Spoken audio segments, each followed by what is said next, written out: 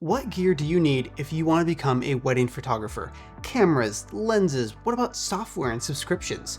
There's so many options out there, and it can be hard to know what you actually need to buy when you're first starting out, which is why I'm going to cover all of the essential gear you need to become a wedding photographer. I know when I was starting out, I definitely bought a bunch of stuff I didn't even end up needing, so hopefully this guide can help you avoid the same mistake. I'll split this up into 5 main sections: cameras, lenses, lighting, accessories, and software. And I'll be sure to link everything in the description below. Before we even get into the gear itself though, I want to talk about when and how you should approach buying new gear. You may watch this video and feel like you need to rush out and drop $20,000 on new gear. Don't do that, please. My biggest advice when it comes to buying new gear is to wait, save up, and buy the best possible gear that you can buy the first time around. I see a lot of people who are starting with an entry-level camera like a Canon Rebel T7 or an R10, and the dream camera for them is the Canon R5. They feel like they need to upgrade from that entry-level camera, but they can't afford the R5, so what they do is they buy the only camera they can afford. In this case, let's say the R7. The problem is they don't really want the R7, they want the R5. But now they've dropped $1,500 on the R7 and they're kind of just stuck with it for a year or two. And some people will further that pattern, and the second that they can afford to get away from the R7, they jump at the chance and they upgrade to the R6. But they're still not happy with the R6 because it's not the camera they actually wanted. And again, they're stuck with that camera for another couple years. I would strongly advise not taking this path. Instead of buying incremental upgrades for years and years until you can actually afford the thing that you want, wait it out as long as you possibly can. Save your money and get the piece of gear that will actually meet your needs, rather than a placeholder. You're going to save a lot of money in the long run, and you're going to get that ideal item a lot faster because you're not delaying the ultimate purchase by dumping your money into placeholder after placeholder after placeholder. Now, obviously, there are, of course, exceptions to this. Maybe that entry-level camera you have right now breaks and you have to get something new. Or your camera literally just doesn't do the things that you need it to do for the project that you're working on. I'm sure there's a million other situations where my advice just doesn't really make sense. But when possible, wait it out. Make do with the gear you already have until you can afford the nice equipment. We are living in a wonderful time for photography cameras. Nearly every camera being released these days is legitimately a great option for wedding photography, and there doesn't seem to be one particular brand that's significantly better than another. That does make it a little hard to recommend cameras though. So here is a list of features and specs to look for in a camera body. That way, no matter what camera brand you're looking at, you know what features are most important to have. In my opinion, having dual card slots is a necessity. Memory cards can get corrupted, it happens, and the last thing you want is to lose all the photos from a wedding shoot. A really great way to prevent that is to shoot on 2 memory cards at once. If one card does fail, you've got another one with the exact same images on it as a backup. Really good autofocus has got to be the next one. And if you're getting a newer Canon, Sony, or Nikon, you don't really have to think about this one because they all have stellar autofocus. But I still want to mention it because it really is so important for fast-paced events like weddings. Having autofocus that you can rely on is vital. The next one would be a full-frame sensor. For professional photography, I just think that full frame is the way to go. You get better low light performance and shallower depth of field. My last 2 features are not essential to have, but they are really nice to have. A 30 megapixel or higher sensor. With weddings, you generally end up doing quite a bit of cropping, so having a camera that can shoot at a higher resolution is really nice for that. It's not the end of the world if it's below 30 megapixels, but it is ideal to have it at or above that mark. And finally, being able to shoot at 15 frames per second or even higher. Not the most important spec, but for moments like the first kiss, it's so useful. Those are the specs and features you should be looking for in a camera, but there's still a whole sea of options to choose from when it comes to actually buying the camera. Multiple brands, each with their own huge list of cameras. Like I said before though, it really doesn't matter which brand you choose. For weddings, I would recommend going with either Canon, Sony, or Nikon, but between those 3, it's really just down to personal choice. To help with that choice though, I would factor in 2 things. Number 1, does a particular brand offer specific features or lenses that you value? Or even are the cameras a particular size and weight that suits you best? And 2, what brands are your friends shooting on? If you've got a community of other wedding photographers in your area that you're close to and work with often, it might be a good idea to buy into the same camera ecosystem that those people use. That way you can trade lenses back and forth and your actual cameras match each other really well. As for specific camera bodies, here's what I would look into. For Canon, the R5 Mark II is basically the perfect wedding photography camera. It is expensive though, so a good alternative is the R6 Mark II, or Mark III, or whatever version they're on when you're watching this. Like I mentioned at the beginning of the video, try not to buy placeholder gear. That being said, $4,000 for the R5 can be a very hard pill to swallow, which is why I'm also putting the R6 on here. It's still a fantastic photography camera that you can use for years and years without complaint.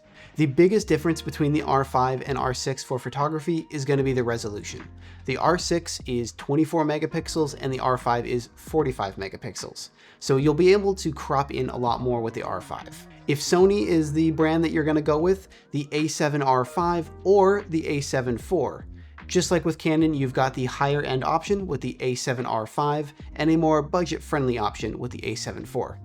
And with Nikon, the Z8 and the Z6 Mark III, falling into the same 2 categories as the other brands.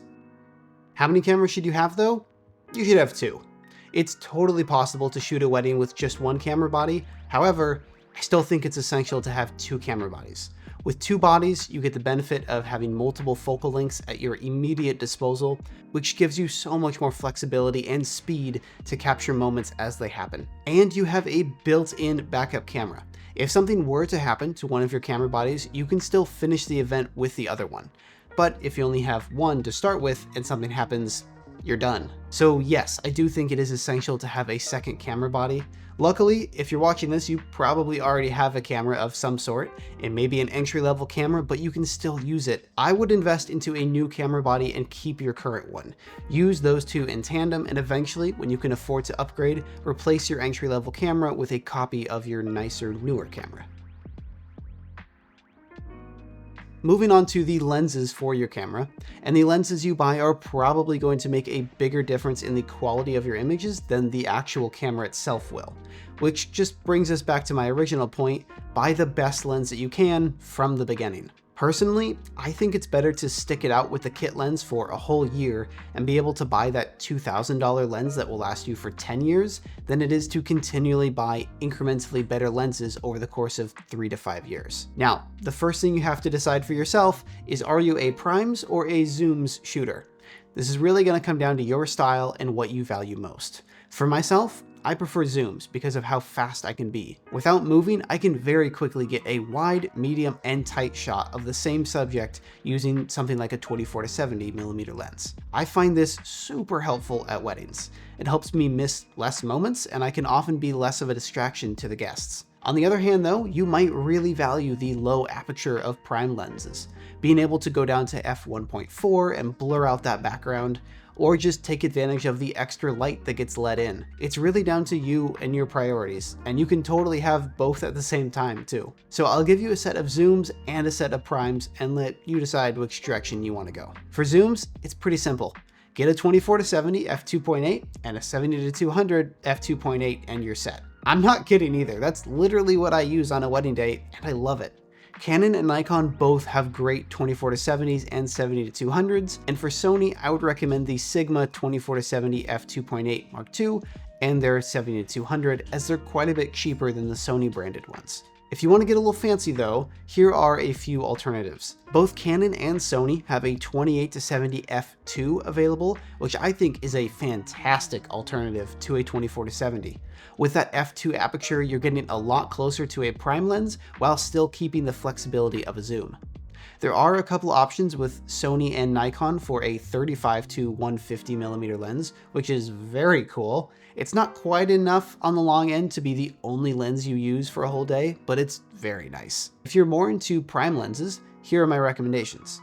In order to have all the focal lengths you'll need throughout the wedding day, you'll need a kit with a 24, 35, 50, and 85.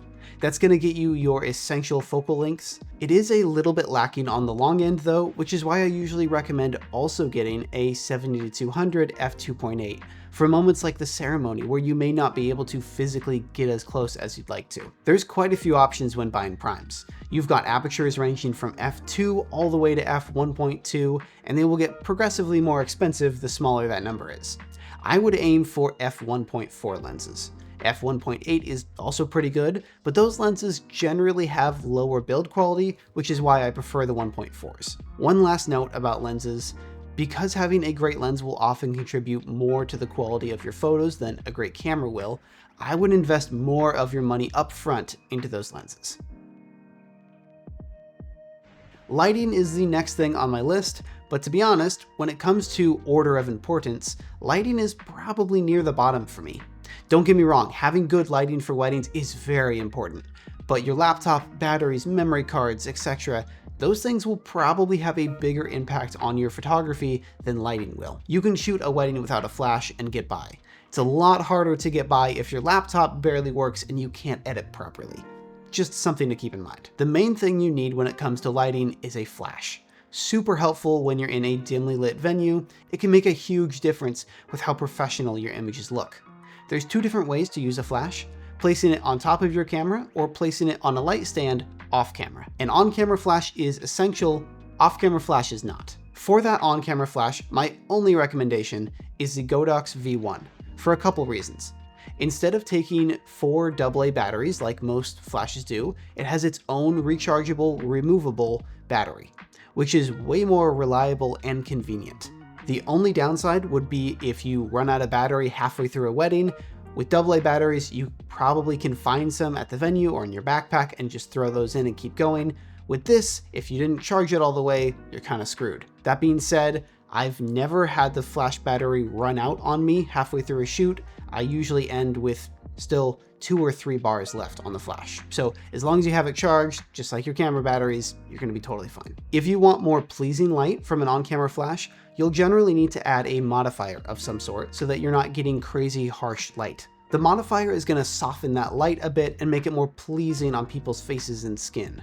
With other flashes that are not the Godox V1, this usually means getting something like a MagMod setup. This adds magnets to your flash and allows you to quickly magnetize on different modifiers. It's a great system, but it's really heavy and bulky. The Godox V1 has all of that built in. The circular head has magnets built into it, and you can get little lightweight plastic dome diffusers that just clip on. It's a much better system. If you're interested in upping your lighting game and are considering off-camera flash, the Godox AD200 Pro is fantastic. I used 3 of them and I love them. It's a lot more powerful than an on-camera flash unit, so you're going to be able to place it further away from people and still get very nice bright images. What about accessories? I've got a bunch. You're going to need to get memory cards for your cameras, and I think having at least enough cards for 3 shoots per camera is good. I shoot dual card slot for everything, so for me with 2 cameras, that's 6 cards per camera, 12 cards in total. Is it 100% necessary to have that many cards? No, you could get away with probably half that many, but having extras is a really good idea. My favorite memory card brand right now is ProGrade. I think their prices are good and I have yet to have any issues with their cards. As for size, this is really going to come down to how many photos you take during an average wedding, but chances are 128 gigabytes is going to be a safe bet. For batteries, I always buy name brand batteries. They cost more, but I feel it's worth it because they last so much longer over the years. The cheap batteries you can find on Amazon will usually die or break or just kind of lose capacity within about 3 to 4 years. Whereas my name brand Canon batteries are still going strong 7 years later. And I would make sure you have at least 4 batteries per camera, although this will depend a bit on your particular camera and how fast it eats through batteries. You're going to need a way to carry your cameras, something that allows you to hold 2 of them simultaneously while also freeing up your hands when you don't want to be holding them. The 2 most popular ways are a harness or a holster. Most photographers that I see use a harness, and if that's the way you'd like to go as well, the Rose Anvil harness is fantastic. I prefer to use a holster though. I found that wearing a harness puts a lot of strain on my back, and I was ending every wedding day with very sore back and neck muscles. You'll obviously need some sort of bag to pack all your equipment into. There seems to be about a million different backpacks and cases available these days, so it's kind of impossible to recommend one.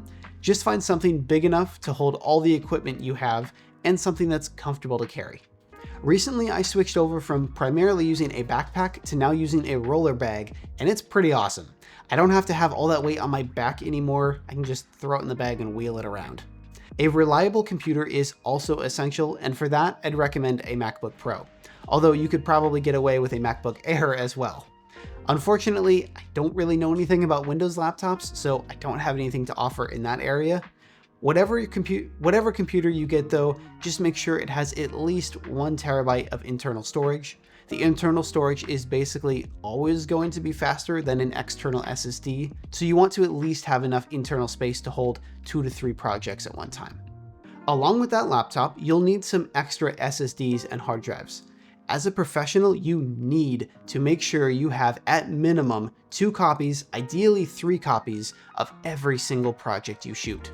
When you get home from a shoot, the photos should be immediately copied from the memory card to your computer, an external SSD, and either another SSD or something like a slower external hard drive. Just like memory cards, SSDs and hard drives fail and data gets lost. It's your responsibility to make sure that that data is securely stored.